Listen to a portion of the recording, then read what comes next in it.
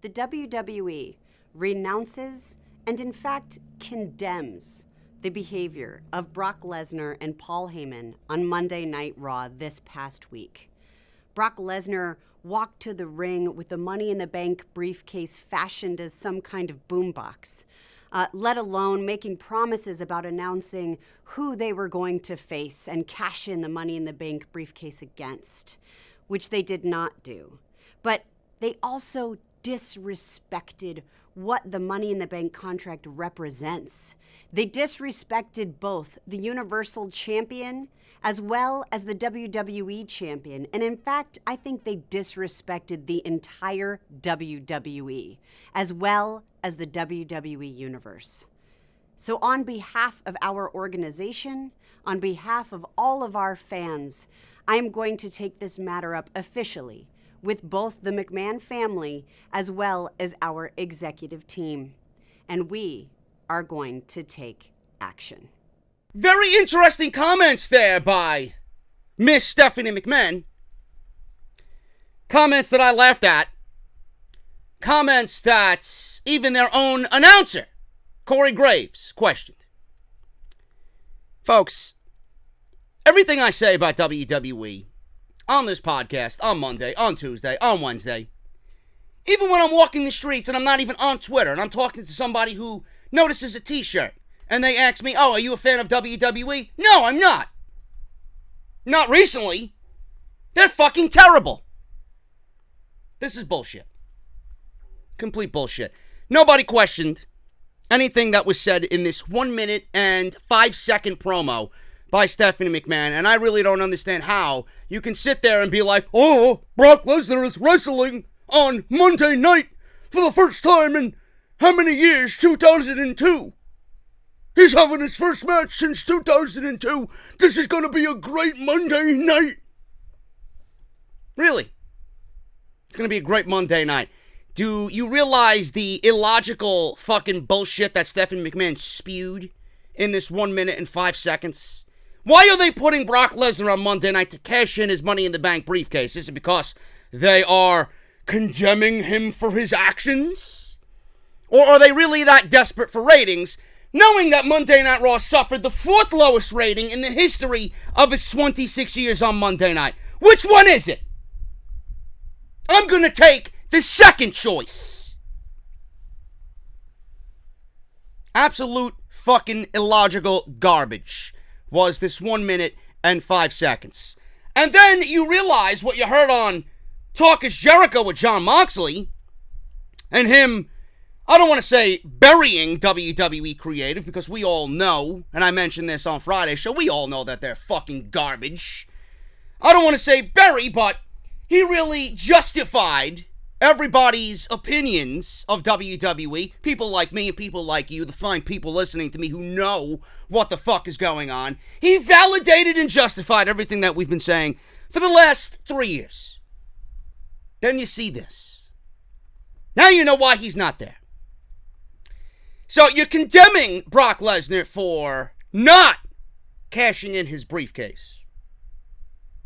I didn't appreciate the way you went about giving Brock Lesnar the fucking briefcase to begin with. Number one, I and everybody else watching this fucking bullshit condemn the McMahon family for giving us garbage every single Monday night. I hold you responsible for the garbage that we see every single week. Who the fuck are you to condemn anybody? You're gonna renounce, using big words like this, renounce and condemn. Disrespected the briefcase, she goes on to say. Brock Lesnar disrespected the briefcase? He made it into a boombox? Really? Did Brock Lesnar really disrespect the briefcase? Or was it WWE who disrespected the briefcase? You disrespected the briefcase once you signed this guy to the fucking results paper at Money in the Bank, having him win the fucking match for basically doing 30 seconds of work. You disrespected the briefcase when you didn't put a name like Ricochet or Almas on the paper for winning Money in the Bank. Yet you want to sit there and say Brock Lesnar disrespected the briefcase. Oh, he made it into a boombox. You were the first people to fucking put Brock Party on a t-shirt. Who the fuck's disrespecting the Money in the Bank briefcase? Is it Brock Lesnar or is it the McMahon family who wants to make a quick buck off of something that was a mere happenstance?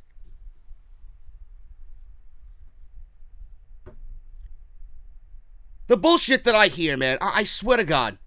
Now they're forcing him to cash in the briefcase against Seth Rollins on Monday night.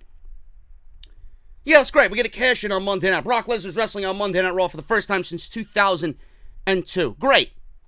Great. Everybody's going to tune into Monday Night Raw to see how Seth Rollins loses this one. Is it WWE writing good stories, or is it WWE pulling another fucking trick out of their bag of fucking tricks to try and pop a rating? Oh, they got The Undertaker on Monday Night Raw. Let's get Brock Lesnar to cash in on Monday night. That'll spike a rating. Meanwhile, you're not using the fucking talent that you brought up from NXT. You continue to bury them every single fucking week. You're not creating new stars. Everybody's disgruntled. Everybody that's disgruntled is waiting for their contracts to run out so they could go somewhere else where they're going to be utilized correctly. The downward spiral begins. Brock Lesnar will cash in his Money in the Bank contract this Monday on Raw against Seth Rollins. Paul Heyman has confirmed this. He actually made a rebuttal video to Stephanie McMahon. I don't know where he was. It looked like he was in New York City. He made a rebuttal video, and he said this: Brock Lesnar's actions last week led to a formal review by WWE management. But the Beast and Paul Heyman are waiting for the sword to fall, announcing they will cash in the Money in the Bank contract against Universal Champion Seth Rollins this coming week. Tune into Raw on the USA Network. Blah, blah, blah, blah, blah, blah. So we're getting a WrestleMania rematch, and WWE is merely using this to spike ratings. But my point is, everything it's like they don't cover their tracks. It's like they don't realize the shit that they did 2, 3, 4 weeks ago, and then they want to put this out on social media as if they're doing themselves a good job. Meanwhile, everything that Jon Moxley said on Chris Jericho's show is, again, justified. And it's thrown out there as, well, look at this guy. He's right. Every time they do something like this, it shows you exactly how right that guy is. Disrespecting the briefcase. You disrespected it by giving it to Brock Lesnar to begin with and taking it away from Mustafa Ali. Then you have him come out as the Money in the Bank briefcase winner, dressing it like a fucking boombox. Then you put the boombox and him dancing, which got created into a fucking meme. It took on a life of its own, and WWE, in typical fucking way, capitalizing on the fans and them finding some positivity out of your bullshit, they make this fucking shit on social media a thing. It takes off, it goes wild, then WWE puts it on a t-shirt. So who's disrespecting who? Are you disrespecting the fucking fans by giving Brock Lesnar the briefcase? Is WWE disrespecting the briefcase in itself? But you're quick to put Brock Party on a fucking t-shirt. So Brock Lesnar cashes in. Everybody thought it was going to be in Saudi Arabia, in Jeddah, against Seth Rollins. Now we're getting Seth Rollins versus Baron Corbin, supposedly in Jeddah. Is Brock Lesnar going to win the briefcase and do little to no work and take a spotlight away from somebody who truly deserves it? And it could catapult them to a moment in their career in which right now there's none to go around because you continue giving it to part-timers and people who don't deserve it. Instead of giving it to somebody to catapult their career and create a new star and a new champion and someone the fans could fucking get behind. Did you give it to Brock to get to this point? Was this planned? Probably not. Did you give it to Brock knowing that you had this long-term storyline plan? Probably not. You're going to give someone like Brock Lesnar the briefcase and have him fail at a cash-in? Probably not. You gave Brock the championship. Oh, I'm jumping ahead. You gave Brock the briefcase to win the championship because it's business as usual in WWE. You want Brock going into SummerSlam as the champion? As soon as we get out of SummerSlam, we're going right into the Fox deal. You want Brock Lesnar as a face of the WWE, as a champion in your company for the Fox Sports deal when that goes into effect in October. I know. But you don't really need him to be champion. You could still feature him on the shows and pay him whatever the fuck he wants to be on your programming. But WWE, they love to fucking shit on the rest of the roster by putting someone like Brock Lesnar in a high position, continuing to bury everybody. Meanwhile, he's not even a ratings draw. He's not. Because if he was, the day that he came back, those ratings would have been a little higher than they were. And they're not. He's not moving the needle. People are actually sick of Brock Lesnar being in the position that he's in. Being given the opportunity time and time and time again to do this type of shit. This shit was complete illogical garbage. Everything about this does not make sense. Yet they want to fucking condemn Brock Lesnar for doing exactly what the Money in the Bank briefcase holder should be doing. He has the right to say, I'm going to cash in, but yeah, you know what? I'm not going to do it. He can say whatever the fuck he wants. He can make a statement, I'm going to cash in. If he decides to change his mind in the 11th hour, so be it. He has the opportunity, he has the given right to do that. You don't have to cash in because management tells him to cash in. It's in the fucking contract that Paul Heyman was reading out. He's got 12 months from the day of Money in the Bank to cash in his briefcase. So who's disrespecting the Money in the Bank briefcase? Is Brock Lesnar disrespecting by following the rules? Or is the McMahon family disrespecting the briefcase? A, by going along and putting this fucking bullshit on a t-shirt and then giving him the briefcase to begin with a couple weeks ago. So who is disrespecting the Money in the Bank briefcase? Ask yourself these questions and then watch this fucking promo, and it goes to show you how fucking stupid WWE management really is. Is he gonna lose on Monday night? Why the fuck would you give someone like Brock Lesnar the briefcase to fail at a cash-in? Goodbye, Seth Rollins. It was nice knowing you. Monday Night Rollins, we're burning it down? No way. No way. Brock Lesnar and the fucking Beast are gonna reign supreme, and again, drive WWE into the fucking hellhole in which it belongs. This is Off the Script 276. This is part number 2. Don't go anywhere, man. We got a lot more to go over. After the intro, I'll be right back.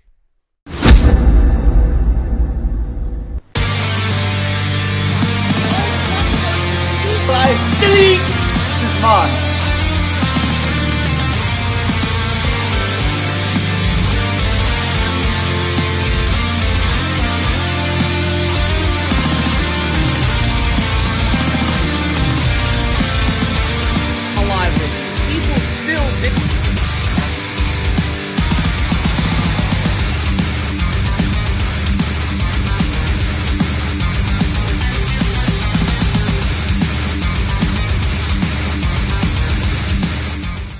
Man, a lot of truth so far in this podcast.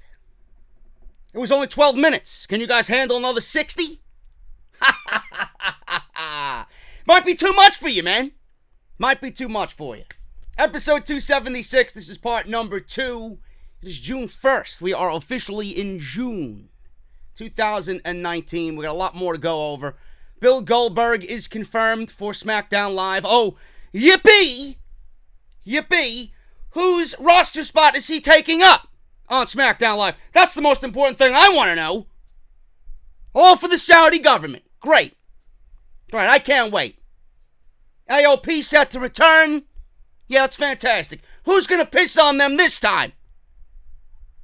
Also, Ricochet. Poor Ricochet.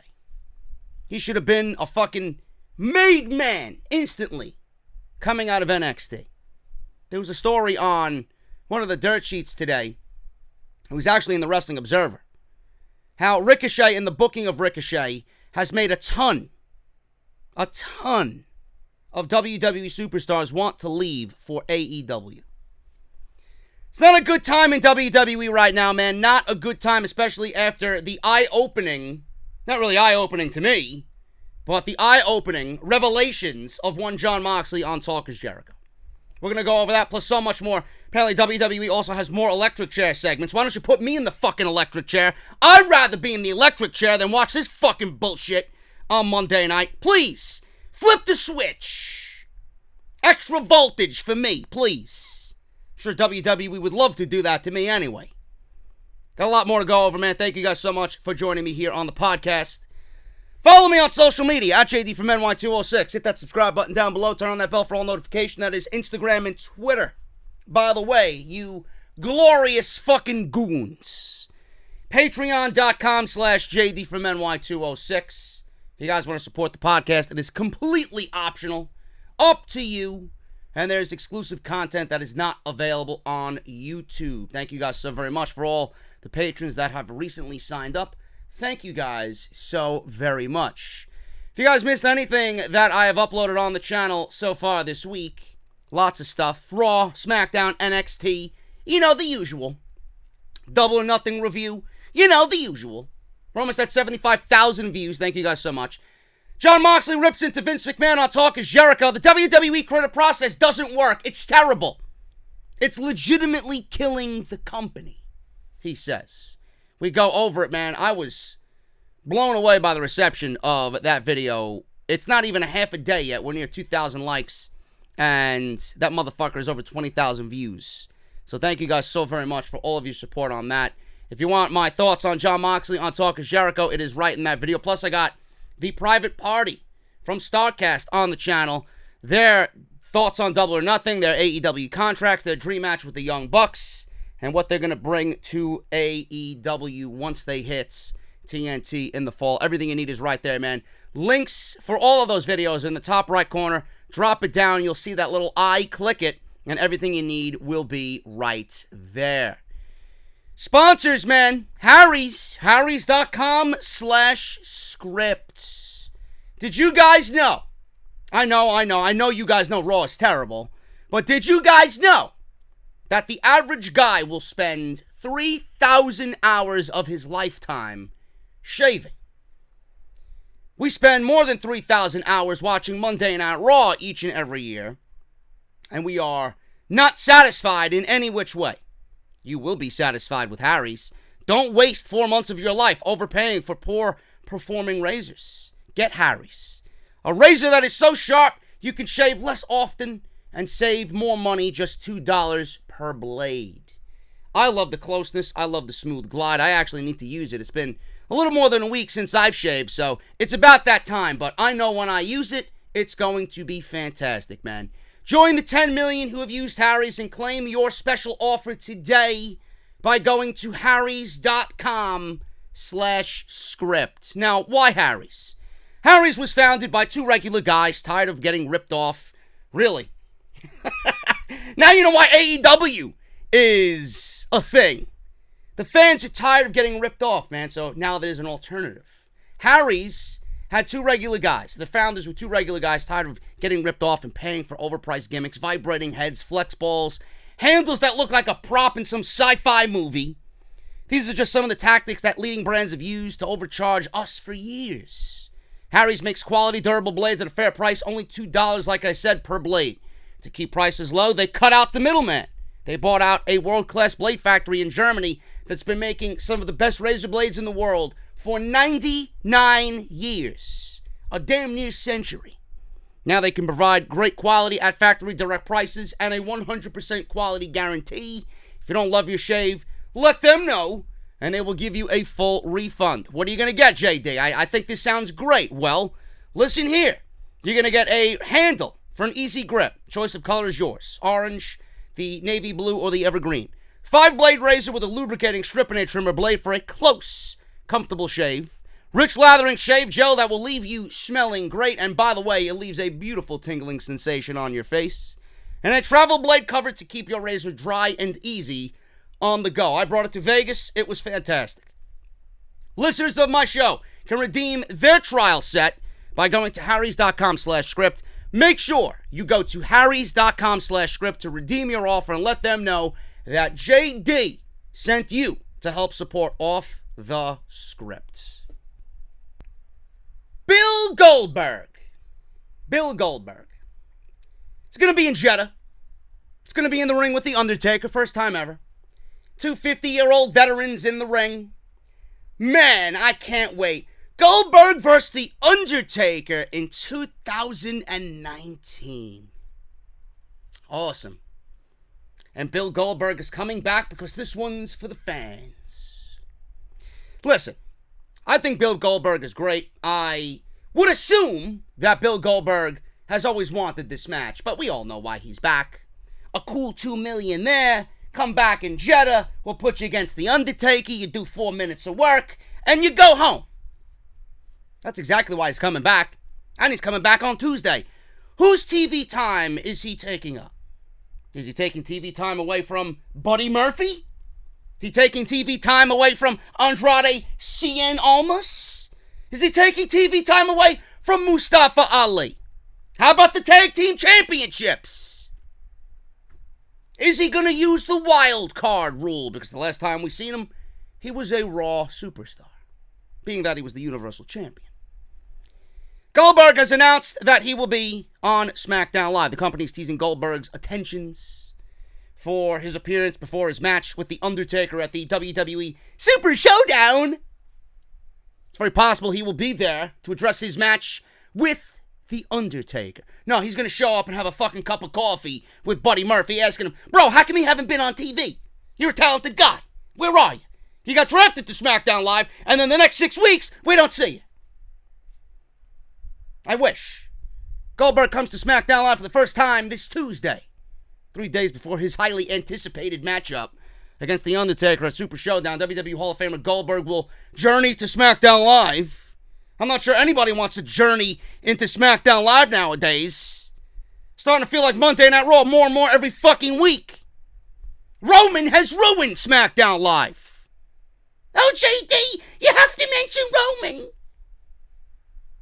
Former Universal Champion hasn't set foot in WWE since the night he battled Brock Lesnar at WrestleMania 33. It does not go unnoticed that Goldberg is choosing to appear on SmackDown Live, the brand in which the Phenom has long been associated. What are Goldberg's intentions? And what will his rare appearance mean for his once-in-a-lifetime clash next Friday? Find out on SmackDown Live. WWE trying to hype it up via their website. That was taken directly from WWE.com because, quite frankly, nobody speaks like that. Really, nobody speaks like that. It's pathetic how they word these things.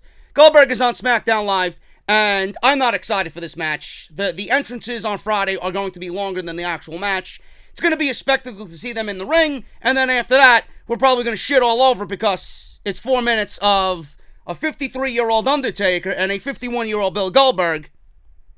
What is it going to be? Stare down for about 45 seconds. Flashes go off if that's allowed over there. I don't even know. You're going to have some fucking idiot on their cell phone looking away as if he's not paying attention to the match. Bro, you know, it's a first time ever match and you're on the phone talking to whomever you're talking to. Don't worry about it. Don't worry. I got my ticket for free. Can I get another hot dog over here? Or whatever the fuck they're serving over there. I don't know. It's going to be a stare down. It's going to be a lockup. Then you'll probably get a fucking choke slam. You'll probably get Goldberg kicking out. You'll probably get a tombstone attempt. And Goldberg will weasel himself out of that one. He will set himself up for a spear, jackhammer, goodbye, 1, 2, 3. The match is probably going to last less than 5 minutes. That's pretty much it. Or maybe Goldberg gets caught in a choke slam while running for the spear. And maybe Undertaker chokeslams him, kicks out, some variation of that. Well, it's going to be a combination of chokeslams, tombstones, spears, and jackhammers. That's it. First time ever, folks. Yowie wowie, says Bray Wyatt. Who gives a shit? It's going to be there, and it is what it is. Money, money, money, money. That Saudi money's coming in handy. I'd love to know what WWE would be without the Saudi money. AOPP set to return to action soon. Imminent. They will be touring with the SmackDown brand. I hope WWE lets us know that they were a Raw team and now they're on SmackDown. Did they get drafted? Hopefully they fill in those little holes that are existing. Unless you don't remember who AOP is. Maybe the WWE is just going to go about and do a hard reset with these guys because they were fucking embarrassed on Monday Night Raw. Post Wrestling is reporting that they have received word that Akam has been cleared for a return. It's just a matter of figuring out where they go and what they do. Could have said AOP would have been back sooner, but their return was delayed thanks to the wild card rule. This new rule has tied up their television time, and AOP is not the only ones, I should say, that are dealing with this issue. Because you got Roman taking up fucking TV time against Shane McMahon. You got Elias and Drew McIntyre coming over to SmackDown Live. You got people like Buddy Murphy and Almost and everybody else trying to find TV time. And there's no TV time to go around on Tuesday nights because WWE just doesn't have enough time. They got to take all the top stars from Monday and Tuesday and flip-flop them because they're driving ratings. Meanwhile, the WWE ratings have not seen an increase even with the wild card rule. So why are we doing this? You might as well go back to making sense of everything and make separate rosters because there's no change. There's no ratings increase. There's no interest as far as fans go. It's the same shit. You're just making your shows more of a convoluted mess with the wild card rule. The wild card rule, actually, if you want to really break it down in the most simplest terms, is actually making the shows worse. It's actually making the roster more unhappy. Because those guys who were moved to a brand and away from a Monday Night Raw and given their time on SmackDown Live, you know, they were given a spot in which they were promised TV time. The opportunity was there. And now with the wild card rule, that opportunity and that TV time is basically nothing. The wild card rule is actually making everybody's life worse in WWE. Opportunities are gone, TV time taken up, and the guys that you're showcasing, nobody has interest in anyway. Now you're featuring them on Monday and Tuesday when we don't even want to see them on Monday. Yeah, but WWE knows what they're doing. Vince is a genius, though, right? I guess he didn't really think it out. He was quick to call himself a genius. Meanwhile, the holes in his plan are getting bigger and bigger and bigger and bigger. Where's AOP going? Who gives a shit? You already ruined them coming up from NXT, and AOP set to return, but you called up the War Raiders. Where are the War Raiders? They've been off TV for 3 weeks. I read an article. It was actually on Reddit, and one of the dirt sheets posted it. It was Wrestle Talk, actually. 56 roster members. Now, obviously, some of those roster members include the Big Show, who's been out for months, and like Kane, guys like that. But 56 roster members, including guys that aren't on TV, that have not been used in over 2 weeks. Buddy Murphy, Andrade Cien Almas, Finn Balor. Finn Balor I can understand because he's selling his injuries from the Money in the Bank. The War Raiders. The list goes on and on and on. So much talent. WWE wants to scoop. Like they're at a fucking ice cream parlor. Yeah, add another scoop on top of that one. Add some fucking Jimmy's on top of that while you're at it. And some caramel and chocolate sauce, please. You know?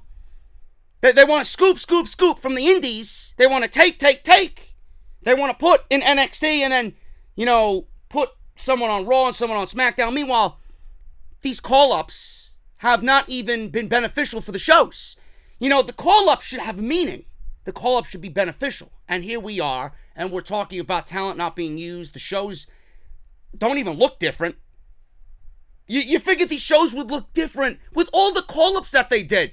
It looks the same as it did last year at this time. How bad is that? And you could just think about that for a second. With the call-ups, they should have made these shows feel different, and you should have a different outlook on what's going on. Different people, you know, in the main event and in the mid-card. We look at what we got now, and you look and compare it to last year at the same time, and literally nothing is different. Literally nothing is different. You have all this fucking talent, and you got Shane McMahon appearing on television more than Aleister Black and the War Raiders. How does that make sense in anybody's fucking mind? I don't get it. Yet WWE could do no wrong to some of the fucking people that dwell on social media as they hide behind their fucking Alexa Bliss avatar. Another thing WWE did is they made... Did you see this one? They made merchandise out of Alexa Bliss drinking her coffee mug. They're selling now on WWE Shop. I seen it on her official Twitter account. They're advertising an Alexa Bliss coffee. Bliss coffee. And with every t-shirt, you get a Bliss mug. So now we are celebrating the fact that she'd rather drink coffee than fucking wrestle. She drinks coffee better than she fucking wrestles on Monday night. So we're celebrating laziness. Anything to make a fucking buck. This is what WWE does. So fucking lazy in everything. Lazy with their writing, lazy with managing their talent, lazy with marketing their merchandise, and coming up with new designs. I have better designs on my t-shirts than WWE has with theirs. How sad is that? It's fucking pathetic. AOPP, returning to action soon. I guarantee you don't give a shit, but I'd be very curious to know who pisses on them next. Moving on. WWE teasing more electric chair segments. Can I be in the electric chair? Make it a real one and flip the switch, please. I'd rather be in the fucking chair than watch 3 hours of Monday Night Raw on Monday. Now, it is speculated that if WWE does this segment again, they will need to change up how they produce the segment, because they can't have fans asking things that are off the script. See what I did there? Questions are pre-screened, and Sammy said they can ask about anything, even AEW. So now they got to start pre-screening questions. I would ask him, where's El Generico? Can you please tell me his whereabouts? I'd like to have a word with him. A fan can now easily say that they're going to ask a superstar a question about their diet, and when they're on live television, they can ask why WWE is in bed with the Saudis. WWE put out a graphic for the electric chair asking fans who they want to see in the chair next. So far, the two most popular responses are Vince McMahon and nobody. Don't do this segment again. I take option number 2. The segment was embarrassing. The segment was awful. And I don't believe you'd rather fill TV time with that instead of featuring someone like an Aleister Black or an Almas or anybody that is actually a legitimate fucking superstar. Where are your tag team champions? That's what I want to know.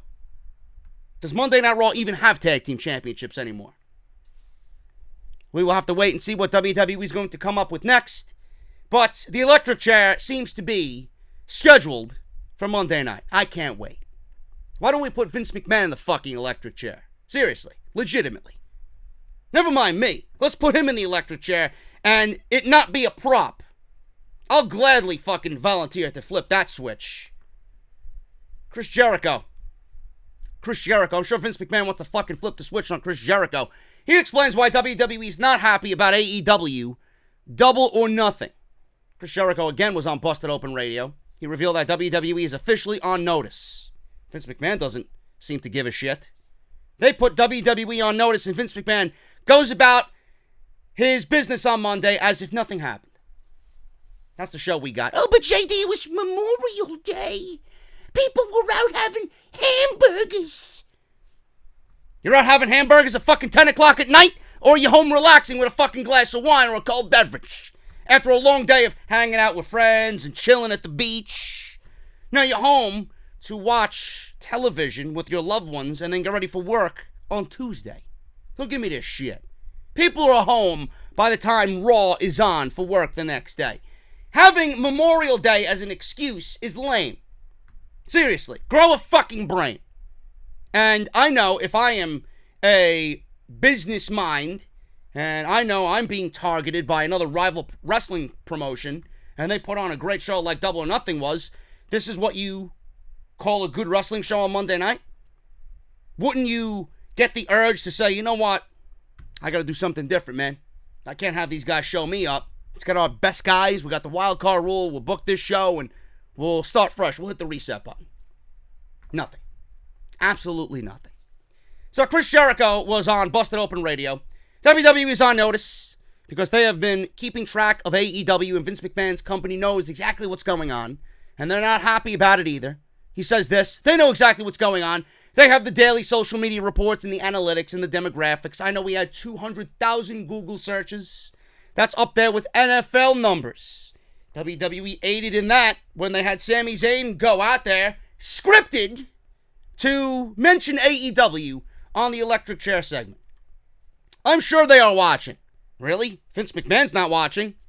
It was reported that the only people in WWE management that were named in this specific report were Triple H, Stephanie McMahon, and George Barrios.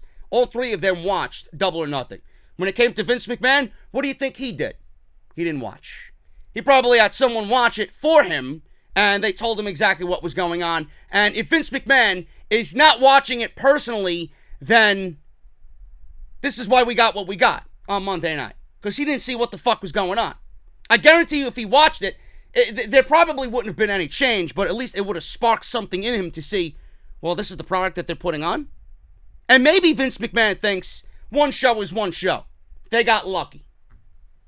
And they're probably waiting, or Vince is waiting, for TV in October to see what they're really made of, because maybe he thinks one show is one show. We got All Out in Chicago in August. Maybe when they hear TV and they get through the regular schedule and they do week after week after week of good, compelling television, then maybe he'll start to shape up a little bit. Maybe he has to see AEW go through the grind before anything starts to happen. But from the things that I heard for August, if what I heard is legitimately true, and I'm dropping a bombshell right here. If what I heard is legitimately true for August, for All Out, WWE, I mentioned this with Moxley, WWE's in some serious fucking trouble. If what I heard happens in August at All Out happens, WWE is not only in fucking trouble, I honestly think that come October, WWE will no longer be the number one rated television show for wrestling on cable television. I'm telling you right now. Just leave it at that. I might have a video closer to when we get to August, but it's happening. If I was a betting man, you know what I mean. So Jericho goes on to say, I'm sure they're watching. They're not very happy with what happened. You can't tell me a show that had Chris Jericho, Dustin Rhodes, Jim Ross, Bret Hart, Dean Malenko calling the matches backstage didn't make WWE angry. Now, the WWE is a juggernaut. They're not going anywhere. They have money to last decades and decades and decades. They have a huge talent roster. But this is a scene change. This puts WWE on watch. End quote. WWE didn't seem to try much change this week on Raw and SmackDown. They certainly didn't gain any new viewers, with Monday Night Raw accumulating the fourth lowest rating in the company's history on Monday night. And Brock Lesnar was there. So what does that say about Mr. Brock Lesnar? Perhaps AEW will eventually cause WWE to try something different, like Moxley said. I doubt it. And people in the community hope for the same thing that I'm hoping for, that things will change, but everybody is under the same opinion as I am. You figured that this would change, WWE, but knowing who's in charge, nobody really is anticipating any change whatsoever. That's the most fucking depressing thing of all. Knowing that you got AEW doing what they're doing, and Vince, everybody's opinion on Vince is one in which it's not going to change. He's not going to change the product. What the fuck is going to get him to change? I don't understand. I'm realistically trying to think about this. I don't understand, and this is why I say Vince rather see the company dead at its worst instead of seeing someone else do the job better than him. There's no way that you could possibly make this show any worse. There's none. There's no excuse for it. It's a fucking wrestling show. You have the best talent in the world. You're booking good guys versus bad guys. You're booking storylines. You're booking championships to be defended and look right. You're booking wrestling matches. Why is it such a big deal? Instead, Vince McMahon is using it legitimately as his own personal circus to get laughs, make himself entertained, instead of treating the talent that he does not appreciate with the respect that they truly deserve. It's a sad situation. I just don't understand how difficult it is to book these shows, or why it's so difficult to book these shows. SmackDown is 2 hours. 2 hours of a wrestling show on Tuesday night. Should not be that difficult to figure out. Yet they don't do it. Roman Reigns and Shane McMahon, Elias in the main event. Why? We don't want to see this shit on Monday. Now you're bleeding it into Tuesday? This is why people aren't watching. There's no reason for them to watch when you know that you're taking the top guys from Raw, who we don't want to see anyway, putting them on Tuesday night in the same fucking position, burying everybody else that we might want to see. SmackDown used to be the land of continuity. SmackDown used to be the land of pro wrestling. SmackDown was more wrestling-centric. Now it's just Monday Night Raw light on Tuesday. Because Vince McMahon muddied it with his fucking hands. And it's not going to get better. Really is not going to get any better. And that's a fucking depressing thing to think. Ricochet. There's news on Ricochet from the Wrestling Observer, man. This is actually fucking sad in its own right. Ricochet and the booking of Ricochet has made a ton of people in WWE want to leave for AEW. The Wrestling Observer newsletter reports that a ton of main roster talent and NXT talent in the WWE are looking to make a jump to AEW. One of the main driving factors is the lighter road schedule, but WWE's creative process is also high on the list. There's the feeling in NXT among people that either it'll take so long to get to the main roster and it's just harder to become a star in WWE because of how things are done. And there are people in NXT who kind of recognize that even if they are stars in NXT, unless there is a regime change, it's going to be hard to be a main roster star because of who's in charge. It's also reported that WWE's treatment of Ricochet has been an eye-opener.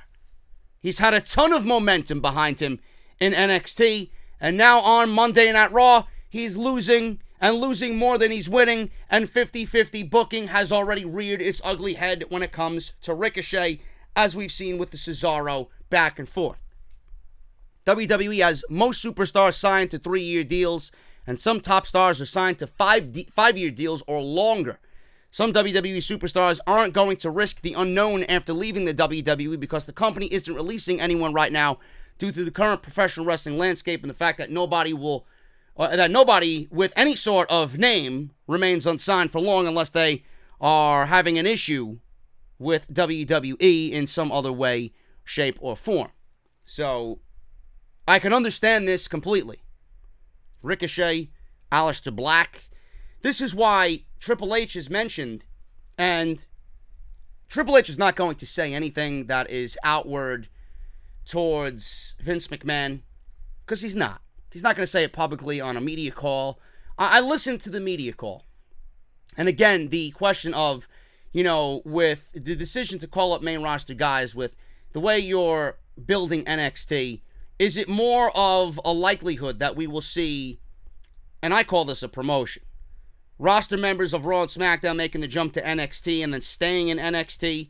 And again, he said he wants to build NXT to a point where it's its own entity, it's its own brand, where everyone can have a comfortable living, make a great living, have a great career, and that be the only brand that they wrestle for, unless they want to leave the company altogether. He doesn't want to make it to a point where you have to make the main roster jump to Raw and SmackDown. Because when they do, and you see Ricochet and Aleister Black and guys like that buried, Balor, Almas, the War Raiders, the list goes on, EC3, Heavy Machinery, all of these guys had something in NXT. I would love to know, I would love to be a fly on the wall when there's not a camera on Triple H. I'd love to know what he says to his wife behind closed doors. I'd love to know how his brain is working when he sees all of the work that he's done in NXT get moved to the main roster and then waste away legitimately to a point where that talent doesn't even want to be on the fucking brand anymore. They don't even want to be in the company anymore. It's so fucking sad. And Ricochet, who right now, I guarantee you, a guy like Ricochet, yes, it's been a dream to come to WWE. He's wanted to be in the WWE for the longest time. He's traveled the indies for over 10 years. He's perfecting his craft and making a name for himself. He comes into NXT. He's the biggest fucking guy there. He's the biggest name in NXT. Give him the North American Championship. Live attendance has been spiking with Ricochet on the brand. Then he gets moved to main roster. And everybody, me included, there's no fucking way that WWE cannot make this guy into a fucking star. The guy has everything that WWE is looking for in a star. He is AJ Styles younger. That's exactly what I look at Ricochet. When I look at Ricochet, I see AJ Styles. Younger, similar mic skills. Maybe a little worse than AJ Styles, but everything else, as far as fan appeal and, that baby face that we need, he's got it. He legitimately has everything. And I guarantee you ask him, behind closed doors, if jumping to the WWE was the right decision for himself, he'd probably say no. Just based on what they're doing now. And I feel bad for everybody because they don't anticipate this. I don't know how keen they are on everything that's going on. Nightmares. Nightmares. This is why I said the Jon Moxley situation with him on Talk is Jericho is going to open up so many eyes. Not only for the people in WWE who are validated because they can't say what he said, but for everybody listening who's not associated with WWE, hearing him, are you going to listen to him and then want to jump to WWE knowing that you automatically, before you even get there, have a ceiling? NXT is your ceiling. You go to NXT, things will be great. This is why I feel so bad for guys like Keith Lee, Trevor Lee. I feel bad for Shane Strickland and everybody else that got signed. Kushida to NXT. There's a ceiling. Once you are out of that NXT fucking bubble and go to the main roster, they don't give a fuck about you. They genuinely don't give a fuck about you because WWE doesn't appreciate what is going on outside of the company. They are their own universe. They are in their WWE universe. You think this is fucking something that they created because it sounds cool? No. They are in their universe and there's nothing that exists outside their universe to these fucking people.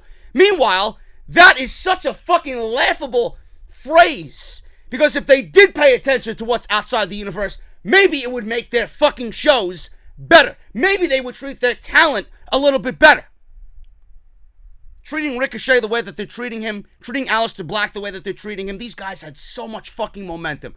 You go look back at SummerSlam with Aleister Black when he came back from injury after 4 months, after dropping the title to Tommaso Ciampa. The string of matches that he had. You mean to tell me that that wasn't a man who loved what he did?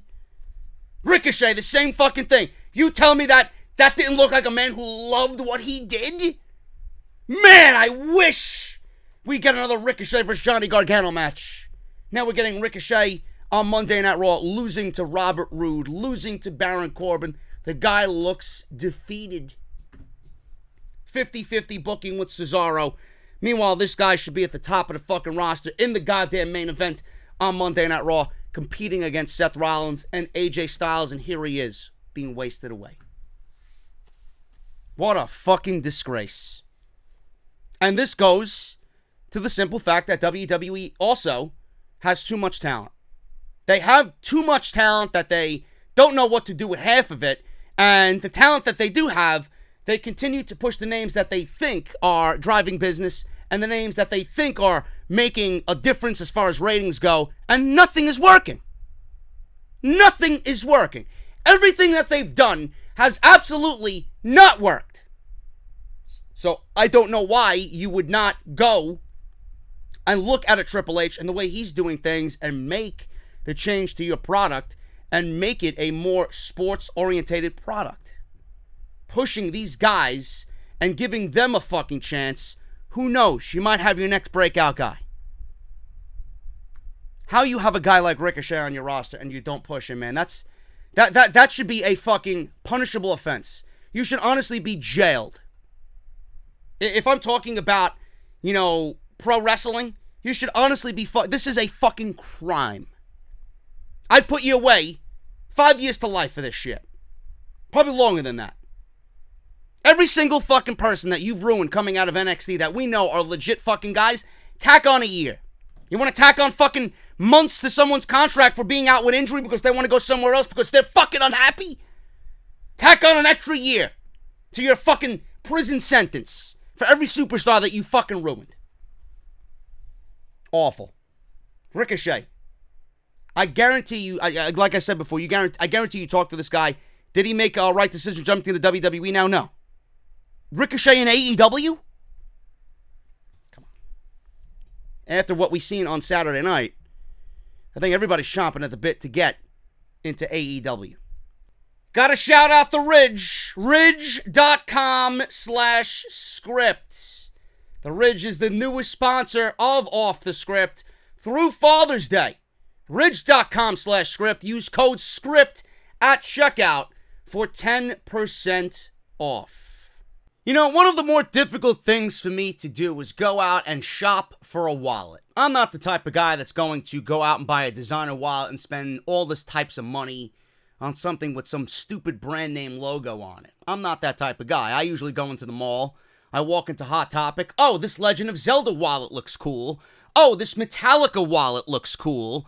Oh, this Super Mario wallet looks cool. I'm that type of guy because it's very indicative of me and my personality and my interests.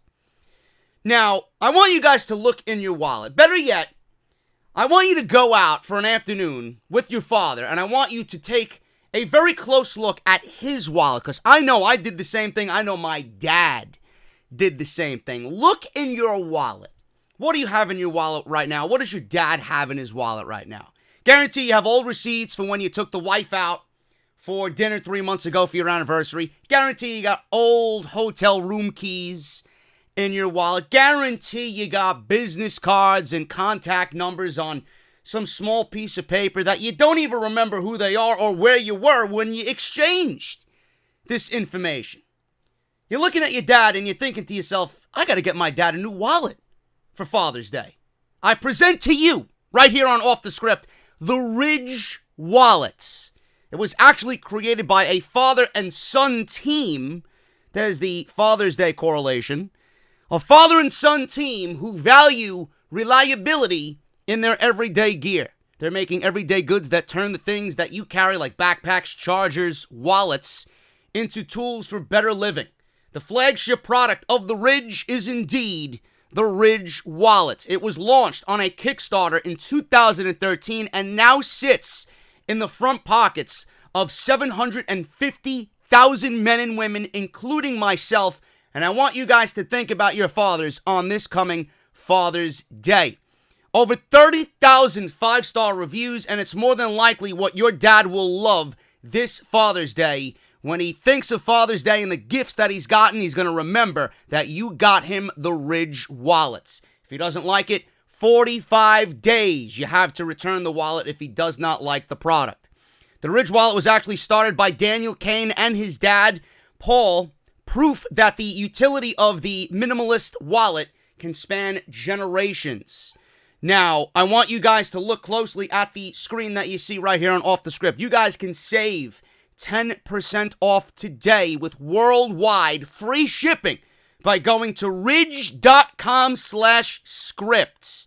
Once again, that's ridge.com/script. Use the code SCRIPT. Link is down in the description below. There's a lifetime warranty. If your dad does not love it, again, free returns in case he doesn't. It comes in titanium, carbon fiber, aluminum, and over a dozen different styles and colors. I got the titanium because I love it and it feels fantastic. Once again, guys, free worldwide shipping this Father's Day, 10% off, ridge.com/script. AJ Styles. I mentioned AJ Styles, and comparing Ricochet to AJ Styles, I see very, very close similarities there. AJ Styles is hurt. AJ Styles apparently has a bad back. Or does he? Does he not? It's up in the air. We don't know what the hell is going on with AJ Styles. But apparently, according to the Wrestling Observer newsletter, even though it would appear AJ Styles has an injured back, that is not the case. He will be out for about a month. And while he could certainly use the time off, this is all being done to fill the current storyline that he finds himself in. Meltzer says this, and I quote, "We were just told that all of this is part of an ongoing storyline, but Styles being out of action impacts that part of the story." Styles is expected to be out of action for about 1 month. Even though Styles did have an intense match at Money in the Bank against Seth Rollins, it did not cause any injury. He is simply enjoying some time off, which is very likely one of the perks as part of his recently re-upped contract. So there you go. AJ Styles went through the WrestleMania grind, and it's more than likely just giving AJ Styles a month off, so they wrote him off television. And something to do with Baron Corbin, and maybe AJ being on Raw, fights for the Universal Championship going into SummerSlam. I don't know. I don't know what the case is. I know we just had a Universal Championship match. They teased another match between he and Seth Rollins. So maybe he comes back and vies for the championship again. I don't know. AJ Styles really isn't making a difference on Monday night anyway. So having him be home with his family for a month and recuperate and come back fresh, that's all I want. I want longevity in these guys. If he's going to sit home and recuperate whatever has been ailing him, that's a good deal for me. Monday Night Raw doesn't really do anything right. AJ's there and doesn't make a difference as far as I see it anyway. So they got the wild card rule. They got more than enough guys that they could fill in for that fucking spot to give AJ Styles a month off, if not more. So use that wisely. You got AJ off TV, fill the spot that AJ would have had with somebody else to feature on Monday night. That's the pleasure of having the wild card rule. That's the only perk I would see coming out of the wild card rule. AJ's out for a month, fill him with somebody else that could use that time on TV on Monday night. Somebody who's really going to be out is Rey Mysterio. Rey Mysterio's injury status does not look good. His program with Rey Mysterio and Samoa Joe. This program has not had a good result whatsoever. Their WrestleMania match ended in a minute. Their match at Money in the Bank ended in 2 minutes. And it resulted in a bloody nose on Samoa Joe. However, it was what happened after the match that really did the most damage. Mysterio actually walked into Money in the Bank with an injury, according to the Wrestling Observer newsletter. However, the post-match Uranagi from Joe fully separated Rey Mysterio's shoulder. Rey Mysterio will be vacating the United States Championship on Raw this week. This means that his injury is indeed legit, unlike AJ Styles' injury, which we just talked about, is a work. It is also reported that he is vacating the title, and that would indicate that he will be out of action for a while. This might not be the best sign for Rey Mysterio. Rey Mysterio's son Dominic was involved in his father's story as well, but now it looks like WWE might have to either wait on Mysterio's return, or perhaps the storyline will simply be a continuation with Dominic and Samoa Joe. Or it could be scrapped altogether, which would have wasted all of our times coming out of WrestleMania. So I don't know what they're doing with the United States Championship. You know, they got the wild card rule, so I'd love to see a fucking tournament for the United States Championship. They really need to put some spotlight back, and what a great way to do that with the wild card rule. You know, have people from SmackDown, even though it would kind of be predictable because the title has to be on Monday Night Raw. But, man, Monday Night Raw could really use some good fucking wrestling. It could really use some good wrestling. Use the wild card rule to build a tournament between both brands for the United States Championship. Seriously, that would really put some spotlight back on the United States Championship. It would give some opportunities to guys that aren't getting them. Put them on Monday night. Put them on Tuesday night. Let's do it. Please just don't hand the championship back to Samoa Joe. Please don't do that. Joe lost clean. Now, we all know Joe should have never lost the title to begin with, but please don't hand the title back to Samoa Joe. I would rather see the title vanquished instead of that. Either do the tournament. They'll probably go about, I swear to God, they'll probably go about doing a fucking fatal four-way. Oh, we'll have 2 triple threat matches. We'll have 2 triple threat matches, and the winner of these triple threat matches will fight later on in the evening for the United States Championship. Typical WWE garbage. Instead of building out a long, drawn-out fucking storyline that would actually fill some segments on your TV show, which are desperately needed, that actually make sense, and bring some spotlight to the United States Championship. WWE will do everything in one fucking week, and then that's it. And then the United States Championship will go back to being fucking worthless on WWE TV. Please do not give it back to Samoa Joe. It's got to be contested for. And do it in a way that is prestigious. Me throwing around words like prestigious with a WWE Championship. This is the same fucking company that gave us the 24/7 fucking title. Which Edge, by the way, said is the ugliest championship he has ever seen. There you go. I don't want to see a battle royal. I don't want to see a triple threat. I don't want to see a fatal four-way. Please do something that is fun. And please do something that brings some sort of spotlight to the title. Rey Mysterio is out. And I mentioned this before, man. Rey Mysterio coming back to the WWE seems like it was the worst fucking career move that he could have possibly ever made. And I don't give a fuck how much money they're paying him. I don't give a shit what type of contract is in the hands of Rey Mysterio. He's got that option after 18 months. If he's not satisfied with what's going on, he could bounce. Hey, Tony! We got another one coming on over here. Because I'd pay to see money. I paid money to see Kenny Omega versus Rey Mysterio. Or Rey Mysterio versus Chris Jericho again. Or Rey Mysterio versus whomever over there. Neville, Pac. Could be a good deal. Rey Mysterio walking into the WWE has felt so ordinary. He's felt so fucking ordinary, man. Nothing about Rey Mysterio in WWE is special. He's the absolute epitome of taking a superstar, not knowing what to do with him, simply for the sake of taking him off the indies and putting him behind prison walls. That's exactly what Rey Mysterio's status is in WWE right now. It's sad. And now he's hurt. Now he's going to be out for a very, very long time, according to the Wrestling Observer. Sad. Sasha Banks and Vince McMahon. Speaking of someone who's been out for a very long time, Sasha Banks has been out, not because she's hurt, but because she's fucking pissed off. Sasha Banks and Vince McMahon reportedly had a meeting last week. Sasha Banks reportedly told WWE that she wanted to quit WrestleMania, giving you guys some backstory there, as you know. She hasn't been seen on WWE television since, and I don't blame her one bit. There is a lot of hope that she could be making a return to the company despite sending out some cryptic tweets the fans have interpreted to mean otherwise. None of our business what they mean. Sasha could do whatever the fuck she wants. The fact that Sasha is still under WWE contract, if she walks out of the company, they could freeze her contract. So even if she intends on departing when her contract is up, she still needs to work in order to keep the clock ticking down. Now, the Wrestling Observer newsletter reports that Vince McMahon and Sasha Banks had a meeting on May 23rd. That was a couple of weeks ago. It is reported that things are said to be better and she could be back in the summer sometime. However, nothing is official. Now, I've heard differently. I have an inside on this entire situation. Yes, she did meet with Vince McMahon. Yes, they did sit in Stamford, Connecticut.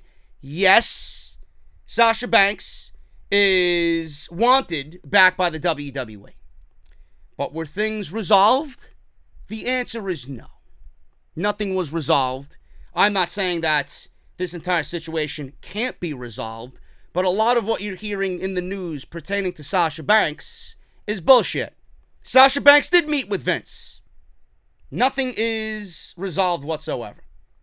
So you heard that here first. Everything you're hearing, and I want you guys to believe my fucking sources. Because I told you about my sources and what they said about the Alexa Bliss situation. I told you about my sources about the backstage incident that happened at WrestleMania. None of that happened. None of that happened. So I want you guys to believe me on this as well. This is an exclusive. They met. Nothing is resolved. So I don't know what's happening with Sasha Banks. In fact, I hope she doesn't come back. I hope she doesn't. That woman deserves so much better than what WWE is doing right now. Yes, she's binded by a contract. Yes, she should come back to work and stop being a crybaby to some of these fucking people, right? But has WWE changed? Has WWE shown Sasha Banks that not only the women's division, I'm talking about WWE as a whole, has changed? The answer is no. Nothing has changed to give Sasha Banks the impression of, okay, it's safe to come back. If Sasha, and I mentioned this before, if Sasha does come back, she just can't come back and, hi guys, I'm back. Nice to be away for about 3 months. No, she has to come back, and WWE needs to make this entire thing into a CM Punk type storyline that turns Sasha Banks into the boss. And I'm talking about NXT Sasha Banks. The one where she's fucking making fun of Izzy, making her cry front row. We need that Sasha Banks back. Everything that's happened here legitimately needs to be taken and turned into a real life storyline. Other than that, I'm not going to be satisfied. Sasha shouldn't be satisfied with anything else but that either. So I'm telling you right now, Sasha met with Vince. Nothing was resolved. Why would it be resolved? WWE hasn't changed for the better. They haven't shown any signs of change. In fact, things continue to get worse. Why would this woman want to come back? She's putting her foot down. Good. You treat me with fucking disrespect. You treat the talent that you got with disrespect. The women's division is a fucking mess. It's in shambles. Why would she come back? She's sticking up for what is right. Dean Ambrose, or John Moxley, I'm not going to call him by his fucking slave name anymore. John Moxley went on Talk is Jericho to talk about everything that he went through. Why would he come back when nothing has changed? Why would Sasha Banks come back? Why would he sign, rather? Why would Sasha Banks come back when nothing has changed? I'm glad that woman's sitting out. So they had a meeting. Nothing was resolved. Again, not saying anything that they talked about doesn't have the opportunity to be resolved, but right now, it's as if Sasha left yesterday. She ain't coming back. So continue to tweet her, continue to Instagram her. Nothing is changed as far as her status goes in WWE. What I wish they would change is the fucking 24/7 title. WWE has some interesting plans for the 24/7 title. The Wrestling Observer newsletter notes that WWE is batting around some ideas that could see the 24/7 title defended on their various social media outlets. Ideas have been batted around for the 24/7 title to be defended on YouTube, Instagram, and at the Performance Center between shows. WWE has 1 billion social media followers, although they padded those numbers in a very tricky way, combining everybody on the roster's numbers on social media to come up with one big grand number. But this is the idea right now for the 24/7 title. If they want to take it off television and do this, fine. I'm all for it. YouTube, social media, and wherever else you guys are on the internet. That's fine. Take it off the fucking shows. I don't want segments that actually have some meaning to be interrupted by fucking some circus bleeding out from the crowd and into the ring because Eric Young wants to pin fucking Jinder Mahal for the 24/7 title. And there are people in the fucking community who call themselves credible who still enjoy this garbage. Oh, R-Truth is a 3-time 24/7 champion. Did it make the main event better? The answer is no. Is it entertaining? Is it bringing awareness to the shows? The answer is no. It's only making me more embarrassed to be a fan of this fucking bullshit. Take it off the shows and make it an internet title like it should have been from day one. Should have never even been conceived. But the fact that it's on the TV shows is a fucking joke. You got AEW coming out with Double or Nothing, and wait till you see what they do in August, and then in October. Meanwhile, you got fucking R-Truth dressing up in drag, trying to fucking hide himself away from the rest of the roster to try and keep the 24/7 title. Yeah, real great. Real great. Awesome.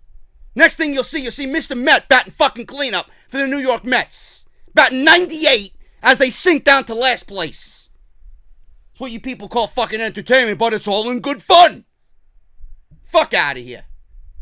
Speaking of AEW, WWE confiscates AEW and anti-Vince McMahon signs during SmackDown Live. You aren't MJF. And please save us, Triple H. Man, MJF, he's going to be one of the best heels, if not already the best heel in the business. 23 years old. Have you guys seen his interview with Chris Van Vliet? The guy ordered room service. During the interview, he ate an omelet and proceeded to throw toast at Chris Van Vliet. That's what I call a damn good fucking heel. And he was drinking Fiji water, or Fuji water, whatever the fuck, that artisan water. And he had more charisma drinking water than I think I've seen Roman Reigns exude in 6 years. That's a damn good fucking heel right there, man. Please save us, Triple H. That clearly is directed at WWE as a whole because the creative aspect of it fucking sucks. So, if you saw these signs in the crowd and didn't see them for the rest of the show, you know why. I can't stand people who want to shit on the WWE, man.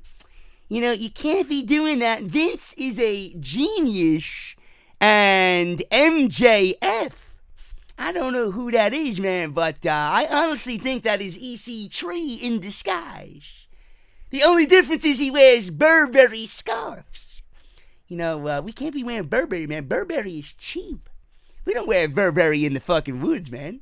We wear Versace because I'm making more money than the CEO for what I do in this company, man. I own more stock than Triple H and Vince McMahon combined, man. Please save us, Triple H. Why don't we save the forests, man? Triple H ain't doing anything, man. He's mingling with those vanilla midgets down in NXT, man. This is the guy, please save us, Triple H. This is the guy who thinks Johnny Gargano is a world champion. What a joke, man. What a joke. You know, I'd rather see the Big Show back on Monday Night Raw as our world champion than have that fucking vanilla midget show up on Monday nights. Who the fuck is Johnny Gargano? And please someone tell his friend Tommaso Ciampa to go buy Harry's, man. Harry's.com/script. You know, I don't like JD, but I'll promote Harry's, man. I'll promote Harry's. You know, and Ciampa and Gargano and Ricochet, you guys think these guys coming up from NXT are going to make a difference? I got another thing to tell you, man. This ain't happening. Vince is going to be 173 years old. He ain't dying, man. He'll die when I say he dies. And Monday Night Raw will never see the light of day. It'll never be good again as long as I'm alive.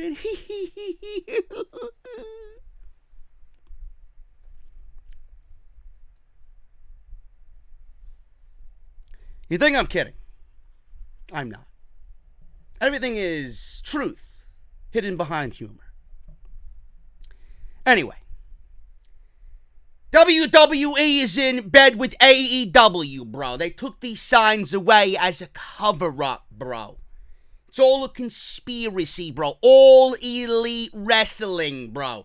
Cody Rhodes, I knew his father, bro. He's playing the game the way it should be played, bro. I'm sitting over here in Long Island, bro. I got myself a Goose Island beer, bro. The brewery is 15 minutes from where I am, bro. I'm telling you, bro, they're in bed with each other. Kenny Omega might as well be on Monday Night Raw. That's how closely in bed that AEW and WWE are, bro. We talked about it on Friday. He might have a point, man. I don't know. Listen, you know, you could go all conspiracy on it, but then you look at this and wonder why they took the fucking signs away. Meanwhile, this is the same company that had Sami Zayn go out there on an electric chair segment and name drop AEW, spiking their fucking Google search to the point of NFL-like numbers, says Chris Jericho, whom I don't think is bullshitting. It doesn't make any sense. Still to this day, I don't really understand what is going on with WWE. I don't.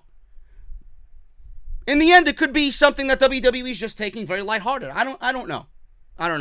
You could believe Vince Russo to a point where wrestling is not cool anymore and we need a new boom period, and this may be the new boom for wrestling. I don't know. WWE finally has competition in the same way that WCW was competition. Who knows? Who knows where wrestling's going to be 3, 4, 5 years from now when AEW has a well-established fan base for themselves. We may see ratings jump back to the 3s and the 4s and the 5s. I don't know. He may be onto something. You know, I initially called him a fucking idiot. But talking to my brother about this, you know, he's big into that stuff. And it could be a situation like that. And on the other hand, you know, it could simply be Vince McMahon wanting to get into the football game, just like Tony Khan, the football guy, wants to get into the wrestling game. Vince McMahon, a wrestling guy, wanting to do football. Tony Khan, a football guy, wanting to do wrestling. Could just be a simple coincidence. I don't know.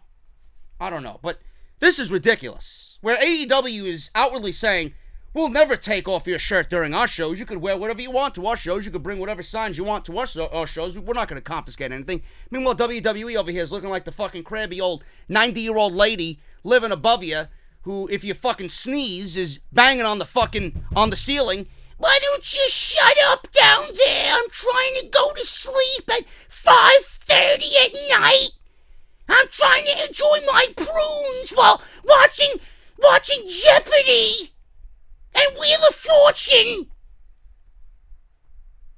That's what they look like. WWE's the crabby old 98-year-old lady who won't fucking die. Who, if your cat fucking starts walking around, you think you're having a fucking party downstairs. Ridiculous.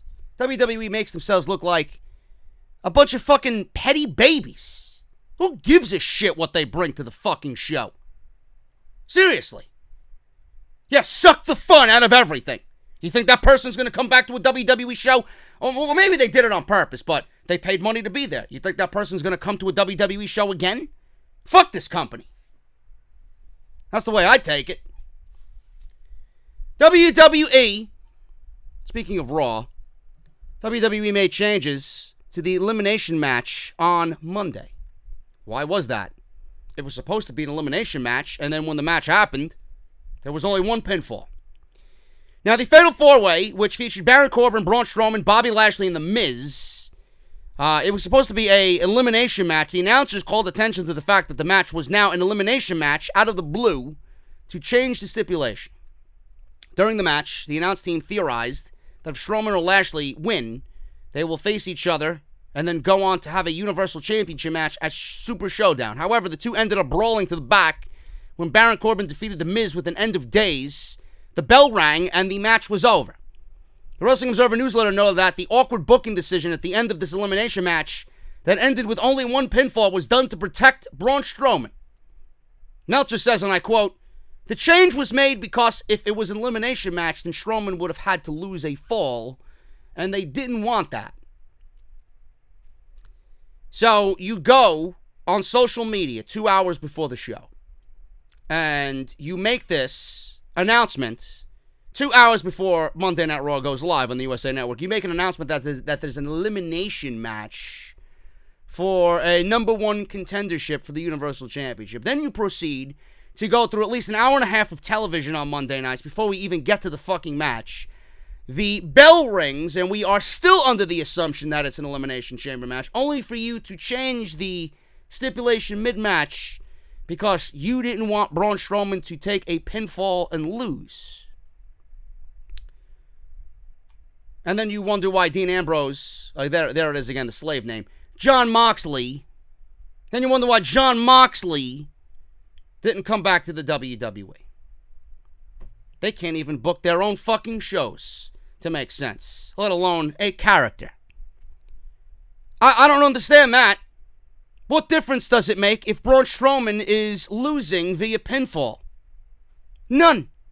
You've already buried him to a point where if he loses, it doesn't make a lick of a difference. In fact, you're worried so much about Braun Strowman. How would it have looked if a Baron Corbin or a Bobby Lashley pinned a Braun Strowman? Would have looked pretty damn good if you ask me. Or maybe a Miz pinning a Braun Strowman due to the fact that Lashley or Corbin did something to take Braun Strowman out of the match and the Miz reaps the benefits. But we got to protect Braun Strowman. WWE hasn't protected Braun Strowman in any which way for the last 2 years. Now you're worried about protecting Braun Strowman? Fucking ridiculous. Who writes this shit? Fucking idiots. Idiots are running Monday Night Raw. How this made the fucking show, and you didn't come up with this notion beforehand. Well, you didn't think about, maybe you didn't want to pin Braun Strowman 2 hours before the fucking show went live? Ridiculous. Finally, guys, I'm getting out of here. It's late. WWE continues to cancel live events. This week, the WWE has canceled yet another show. This has become a trend ever since the invention of the wild card rule. The American Airlines Arena in Corpus Christi, Texas, sent out a mass email late on Tuesday night informing fans that their upcoming event was canceled without a new date being scheduled at this time. WWE SmackDown Live was scheduled for Monday, June 3rd. A live SmackDown event was scheduled for June 3rd at the American Bank Center Arena in Corpus Christi, Texas. That has been canceled due to a scheduling conflict. All fans who purchase tickets for this Corpus Christi, Texas event should go to their point of purchase for refunds. WWE might be canceling all future events until their new Fox deal kicks in. We will have to wait and see what happens, but it would not be a big surprise to see these shows become a thing of the past until they start scheduling them for Thursday after SmackDown's move to Fox. I guess WWE didn't really think about that one when they came up with the wild card rule, right? When people want to know at these investor meetings why live attendance is down. Why is WWE not making money during live attendance shows? During live events? Vince McMahon's going to sit there. Oh, it's talent absentees. We have a lot of missing talent on these shows, and that's why these shows really aren't doing the numbers that you guys expect them to be. They'll be up next quarter. Meanwhile, WWE continues to cancel live events every single week, and they will cite that it's talent absences. Really now. Yeah, talent absences. The only talents that are absent are the 56 fucking talents that you can't book on shows. The 56 talents that, according to Wrestle Talk, aren't booked for the last 2 to 3 weeks. Why? I don't know. I don't recall anybody being injured. So when WWE wants to give a reason as to why the live attendance numbers are down, and you see this, I'd love to see the next excuse Vince McMahon pulls out of his fucking ass to tell the investors. The only reason I need to know is Vince McMahon is a fucking idiot, and he needs to be removed from power, and the guy making decisions here in WWE, ultimately the CEO, is completely out of touch with everything, that it's absolutely damaging the company to no end. Can't wait to see that one. Wildcard rule is such a brilliant, genius idea, though, right? Tell that to the fucking people who are now in line to purchase tickets or have tickets for these shows and realize that there's no shows to be had. I don't even know why the fuck you're attending these shows to begin with, to be honest with you. You see what's happening on television, why the fuck would you want to go to a WWE live event? Please, don't. I'm getting out of here. Thank you guys so very much for all your support. Follow me on social media, man, at JD from NY206. Hit that subscribe button down below. Turn on that bell for all notifications. Make sure you guys check out Harry's. Harrys.com/script for your $13 trial set. Great job does Harry's.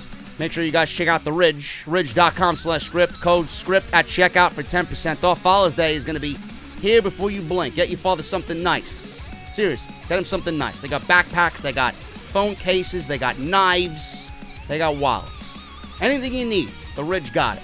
Anything you guys want, 10% off at checkout. Code script. Make sure you guys go check out this week's videos, man, especially off the script from yesterday. And tonight's takeover. Tonight is takeover, man. So I will be here on the channel with the review. So look forward to that as well. So make sure you guys go check out all that other stuff if you missed it.